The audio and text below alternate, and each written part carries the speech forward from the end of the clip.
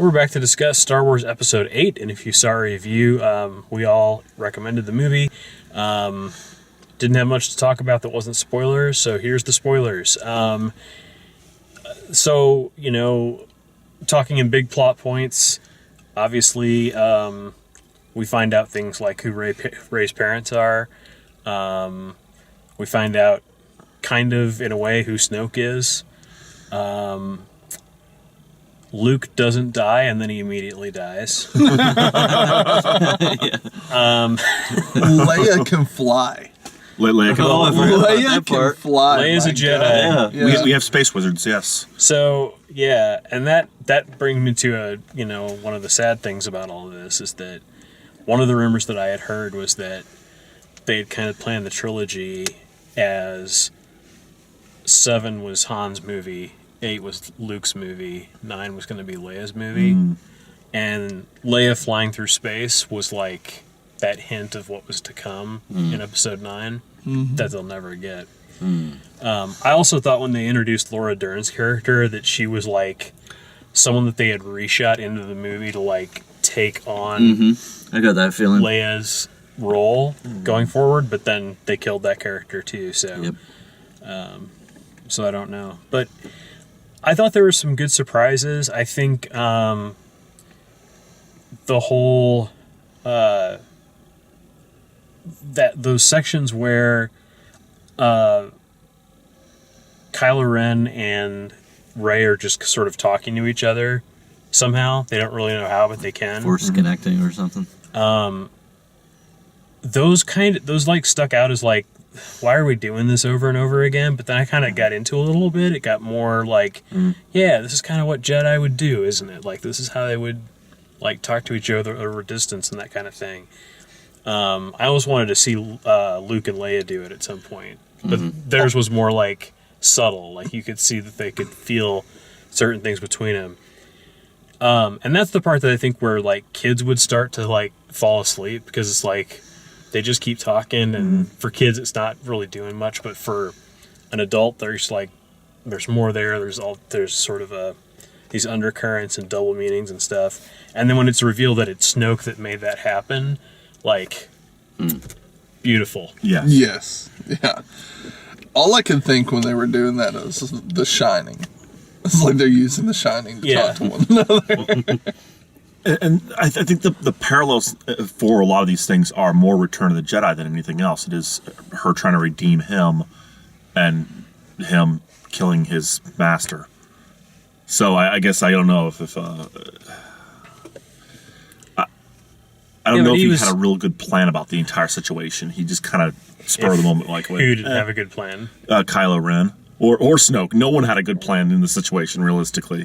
I'm not even sure what Snoke is. Or like where he came from, or how he's suddenly a Sith Lord, or any of those things, yeah. Yeah.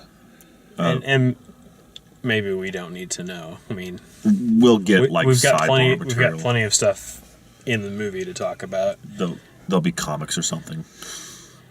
That I will never care to read. That's true. But yeah, I mean, as far as the stuff that's there, I thought it was all really interesting. The opening action scene I thought was really strong. The whole Luke not talking to Rey thing was funny. Just like all of their scenes for the first act of the movie were just like him walking away and closing doors. Just like, nope, not gonna do it. Yoda showing up was great. It felt a little weird. Well, yeah, I mean, it was foreshadowing. Sure. He's the Force ghost, and he talks to Luke, and he's about to be. Luke's about to be a Force ghost. What I really enjoyed is when he talked about how failure is one of the best lessons you can have. Yeah. It obviously looked at Luke's hand, and it harkens back to Empire. It's my favorite line in the whole movie is, failure, the greatest teacher is. Yeah. And it's not just, you think, well, Rey's going off to fail. But Rey fails, Poe fails, Finn fails. It's just like the entire rebellion is knocked on their ass. Right. And Well, the New Order fails too. Everybody fails in what they're trying to do in this movie. that's fair. Like, no one gets what they want. Luke doesn't want to go fight the New Order. He ends up fighting him and dies. Rey doesn't want to. Rey wants Luke to train her, and he won't. And so she's just kind of like as trained as she's gonna be, but she lifted some rocks, so I guess now she can take on Kylo Ren. Huh. I guess. Hey, Luke fought him with VR. Yeah, that's Well, a good. That's one of those things that like that Mr. Goatee that was like walking around dissing the film afterwards. Like that's one of the things that he'd be like, oh, and since when can Jedis like teleport fight, like VR fight themselves? Like, no, like Luke's been gone for however long, like 25, 30 years. Yeah, he's got wicked mad skills. And he's used all of his skills to do this, and it killed him. And he's on like a focusing point on the Jedi Temple and all Yeah. these good things. Like, yes, this is believable that he can do this, like, one time using his powers for awesome sort of move. It wouldn't be believable if he survived that and came into the next movie and you were just like, well, no one can ever kill him because he'll just sit on that island that no one can find. And right. Jedi ghosts can summon lightning and thunder and fire and stuff now, evidently. Yeah, that was weird with Yoda. on that island? Yeah. Sure they can. Yeah, that's all. Sure, why not? Did anyone else? Did anyone catch at the end? There was that the Jedi texts that were on the Millennium Falcon. Yes. Looks like Rey lifted them before she disappeared off the. I didn't see that. Yeah, when he opens the drawer to get the blanket for the girl, they're in there. So she gets to pass down teachings that may or may not actually be useful according to Yoda. The thing that I caught on to, that I kind of replayed in my head, was that I couldn't figure out how, without any effort at all, Luke was able to keep those, like, that barrage of gunfire from killing him.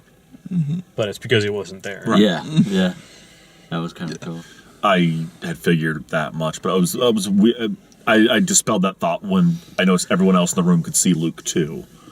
Like C-3PO was in the room too, because they suddenly zoomed in close to him and Leia, so I figured they were the only two talking. Oh.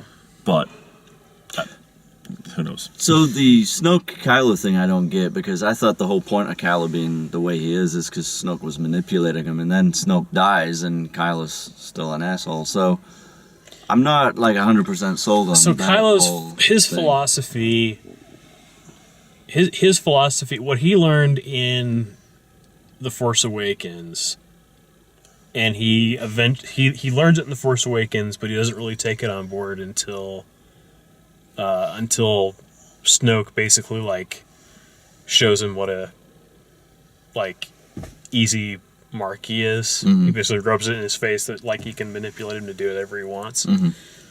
His philosophy, Ren's philosophy is let everything die, and I'll rule everything. I'll rule what's left.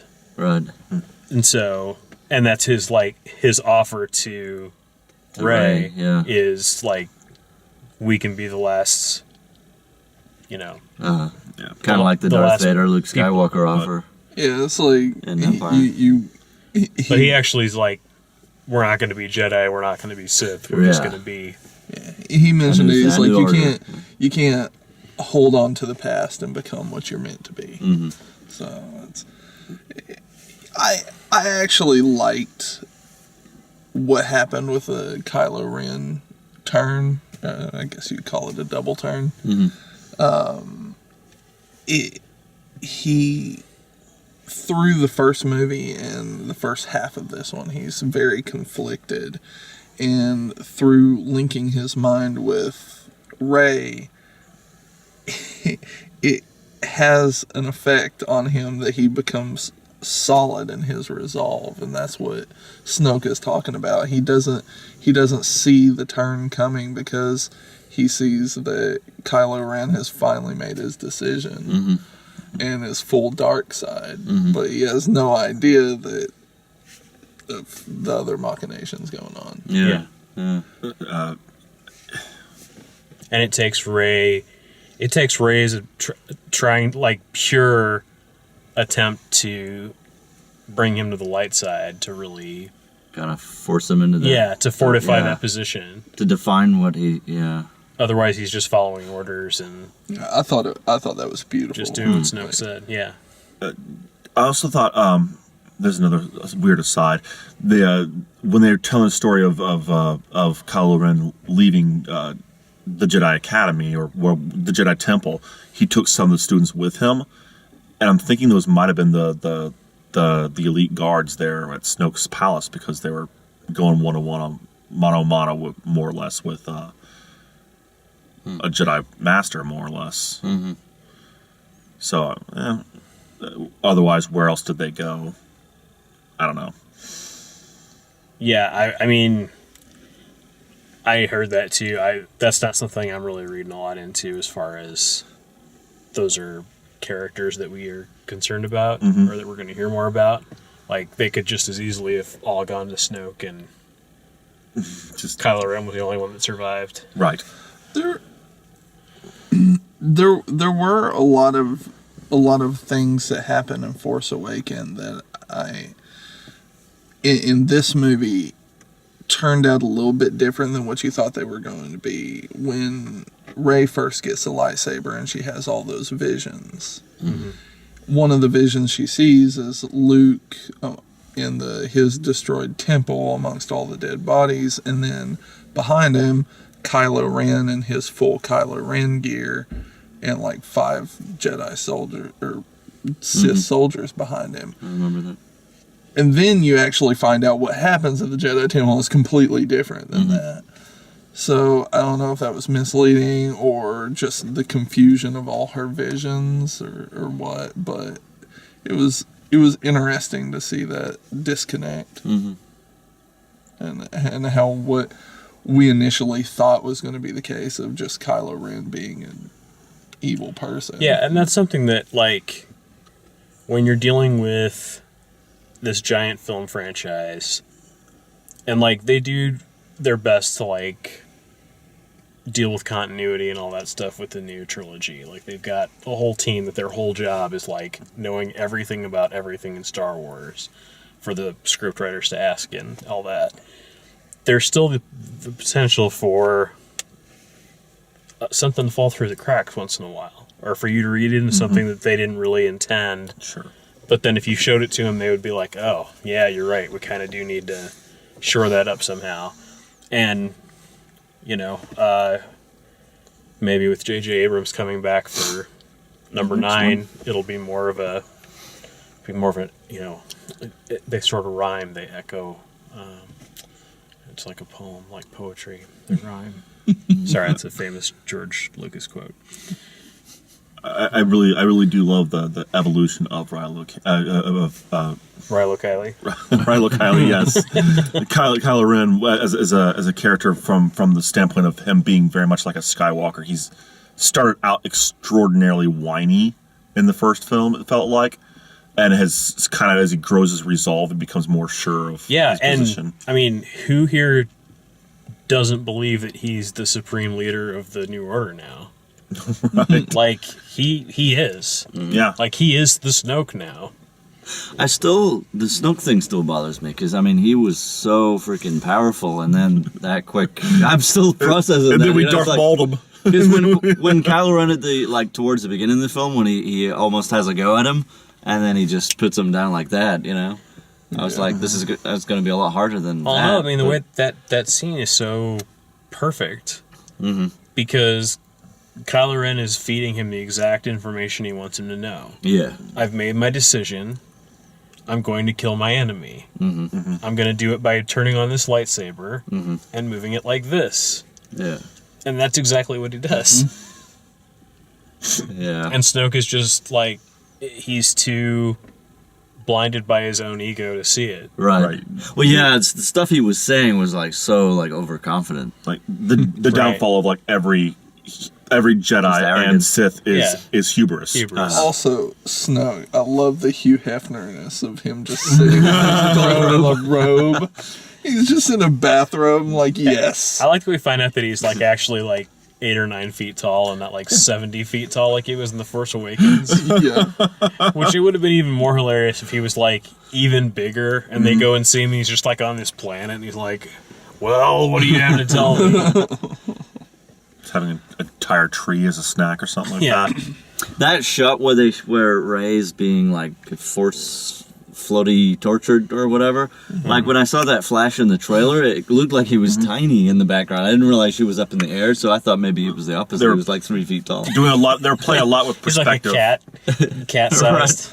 They're playing a lot with perspective on the whole thing. Yeah. The entire way through that, so you really couldn't tell in that room. Was a little weird. The ironing droid was really fun. Yes. Because it looked like the droids that were the torture droids for Leia's interrogation, I believe. Oh, yeah. Repurposed? Maybe. When I saw that, I was like, that looks like an iron. That ship looks like an iron. And then it was an iron. I was like, oh, well, there you go.